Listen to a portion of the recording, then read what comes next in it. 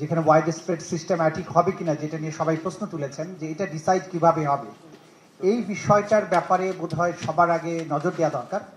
কারণ এই বিষয়ে যদি কোনো প্রশ্ন তোলা যায় তাহলে আইসিটিতে চলমান যে বিচার প্রক্রিয়া আছে গুমের ব্যাপারে, সেগুলো নিয়ে তারা নানান ধরনের প্রশ্ন তোলার সুযোগ পাবে।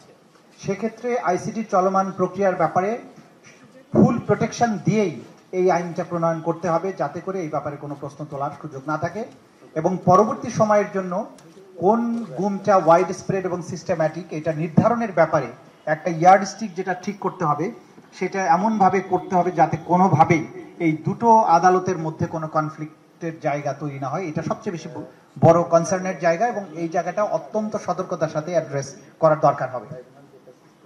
আচ্ছা, এরপরে আমি সব বিষয় না বলে উইটনেস প্রোটেকশনের ব্যাপারে যে অনেকেই বলেছেন একটা জিনিস করতেই হবে, এটা ডিটেইল আসলে রেগুলেশন থাকতে হবে, কারণ অনেক সময় রিলোকেশনের প্রয়োজন হবে। এমন উইটনেস থাকবে আমাদের যাদেরকে বাংলাদেশেই রাখা সম্ভব হবে না, হয়তো তাদের দেশের বাইরে পাঠিয়ে তাদেরকে ওইখানে সেটেল করার প্রশ্ন আসবে। এই ব্যাপারে বিধান থাকতে হবে, তা না থাকলে ইফেক্টিভলি উইটনেসদেরকে আমরা প্রোটেক্ট করতে পারবো না, যেটা আমি প্রতিনিয়ত ফেস করছি।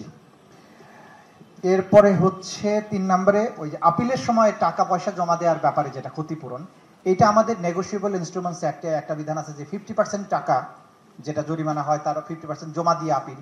আমাদের এই ক্ষেত্রে যদি 50% নাও করি, 25% বা একটা মিনিমাম অ্যামাউন্ট জমা দেওয়ার ব্যবস্থা থাকলে, যেটা ভিকটিম পরিবারের জন্য একটা মিনিমাম একটা কিছু যাতে দেওয়ার সুযোগ থাকে আপিলের আগে, এরকম একটা ব্যবস্থা থাকতে পারে বলে আমি মনে করছি। নেক্সট আসছি যে তদন্তের ব্যাপারে যে সমস্যাগুলো আমরা দেখছি এবং গুম কমিশনও দেখছে, এখানে কয়েকটা জিনিস স্পষ্ট করে আসতে হবে। যে ল এনফোর্সমেন্ট এজেন্সির ক্ষেত্রে তাদের তথ্য চাওয়া, তাদের কাছে জিজ্ঞাসাবাদ করার যে অবাধ অধিকার, এইটাকে সুস্পষ্টভাবে আইনে থাকতে হবে। তা নাহলে নানান দোহাই দিয়ে তাদের কাছ থেকে কিন্তু আমরা তথ্য উদ্ঘাটন করা এবং তদন্তটা মারাত্মকভাবে বিঘ্নিত হয়।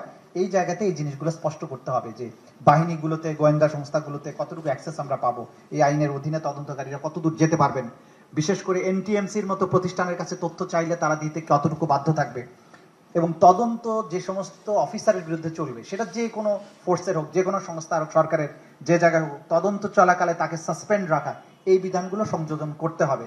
তা নাহলে পটেনশিয়ালি এখানে ইফেক্টিভ তদন্ত করা সম্ভব নয়, যেটা আমরা প্রতিনিয়ত দেখছি বা ফেস করছি।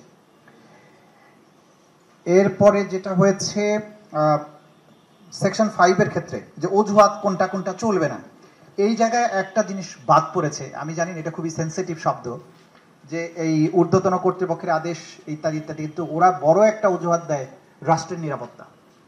এখন এই বিষয়টা এটা অ্যাড্রেস করতে হবে যে রাষ্ট্রের নিরাপত্তার দোহাই দিয়ে বলছে যে এই জন্য আমরা এটা করেছি।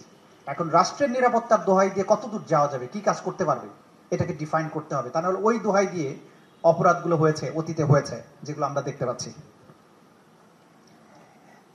এরপরে হচ্ছে সেকশন 3-তে গুমের সাজার ব্যাপারে এসে এটার পেছন দিক থেকে যদি আসে, প্রথম হচ্ছে যে এভিডেন্স ডিস্ট্রাকশনের জন্য কোনো সাজার বিধান এখানে নাই। এটা একটা ইম্পর্টেন্ট বিষয় হবে গুমের মামলার ক্ষেত্রে। আরেকটা জিনিস হচ্ছে পাওয়ার to prevent, power two punish, যেটা আন্তর্জাতিক অপরাধ ট্রাইব্যুনালের আইনে আছে, যে এইটা পাওয়ার টু প্রিভেন্ট থাকা সত্ত্বেও সে প্রিভেন্ট করেনি, পানিশ করার তার ক্ষমতা ছিল, পানিশ করেনি, এটার জন্য তাকে শাস্তির আওতায় আনা যাবে, এই বিধানটা সংযোজন করতে হবে এখানে। এরপরে যেটা আমাদের অলরেডি বলেছেন ফরিদ আহমদ শিবলি সাহেব, যে অপরাধ সংগঠন করা, প্রথম 1 নাম্বার হচ্ছে যে উদ্যোগী হওয়া তো অ্যাটেম্প্ট, তার আগেই সংগঠন হওয়াটা, এটা 1 নাম্বারই আসা উচিত, ক্লিয়ার হওয়া দরকার। আর শিশির মনির খুব রাইটলি পয়েন্ট আউট করেছে, এবং এর জায়গায় অর করা, ডিসজাংটিভ করা। আর এই জায়গায় 3-এর ক্ষেত্রে ওই যে আন্তর্জাতিক অপরাধ ট্রাইব্যুনাল আইনে সংশোধনীতে আমরা যেটা নিয়ে এসেছি যে সরকারি কর্মচারী, রাষ্ট্র অথবা সরকারি কর্তৃপক্ষ, এই জায়গাগুলোতে specifically law enforcement agency, discipline force, intelligence agency, এই 3টা শব্দ আলাদা আলাদাভাবে ইনসার্টেড হওয়া উচিত। তা না হলে এটা অসম্পূর্ণ থাকবে, নানানভাবে এটা জটিলতার মুখোমুখি হতে হবে। যেটা আমরা আন্তর্জাতিক অপরাধ ট্রাইব্যুনালে করেছি, যেহেতু একই অপরাধ ওয়াইড স্প্রেড অ্যান্ড সিস্টেম্যাটিক না হলেই এখানে আসবে, সেখানে ওখানে যে ধরনের বিধানটা আছে এখানে এই শব্দগুলো থাকা বাঞ্ছনীয়। আর ফাইনালি কার্যকর নেতৃত্বের ব্যাপারে ডক্টর নাবিলা ইদ্রিস বলেছেন, আমি শুধু একটা উদাহরণ দিয়ে বলবো। জাহাজবাড়ির হত্যাকাণ্ডের ব্যাপারে যখন আমরা তদন্ত করতে গেছি, দেখা গেল যে একজন পুলিশ অফিসারকে ওই অপারেশনের সাফল্যের জন্য পিপিএম পদক দেওয়া হয়েছে। তাকে যখন জিজ্ঞাসাবাদ করে বললো, স্যার আমি কিচ্ছু জানি না, আমাকে বলা হয়েছে তুমি যদি পিপিএম এর জন্য দরখাস্ত না করো তাহলে তোমার বিরুদ্ধে শাস্তির ব্যবস্থা দেওয়া হবে। এখন এই যে ইফেক্টিভ কন্ট্রোল, ইফেক্টিভ কন্ট্রোল শব্দটা এখানে থাকা যাবে না, থাকলে এটা ভয়ঙ্কর একটা পরিবেশ তৈরি করবে। আমি এই ব্যাপারে আর ডিটেলস বলতে চাই না, বাকিটা হয়তো রিটার্ন আমরা আরো কন্ট্রিবিউট করার সুযোগ পাবো। আর বাকিরা যে সব কথা বলেছেন আমি অলমোস্ট সবার সাথেই একমত, সবার প্রতি শ্রদ্ধা প্রদর্শন করছি।